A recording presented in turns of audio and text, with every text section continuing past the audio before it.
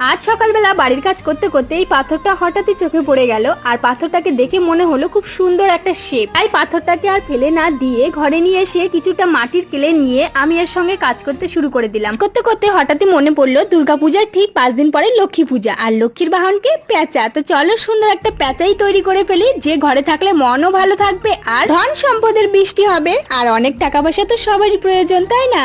আমি এর সঙ্গে গল্প করতে করতে পেঁচাটাকে ঠিক তৈরি করে ফেললাম। এবার একে কিছুক্ষণ শুকানোর জন্য রেখে দিয়েছিলাম, আর শুকনো হয়ে গেছে। এবার আমি একে কালার করে ফেলবো। কালারটা করার সময় ভাবছি এমনই কালার করব যে দূর থেকে বোঝা যায় আমাদের পেঁচারানি বসে আছে। আমি ছোটবেলায় আমার ঠাম্মির মুখে অনেক শুনেছি পেঁচা নাকি খুব চালাক পাখি, আর সে নাকি সংসারের সুখ শান্তি সমৃদ্ধি সবকিছু টেনে আনে। আর দেরি কিসের, আমরা তো সবাই পারি এমন একটা পেঁচা বানিয়ে ঘরে রাখতে।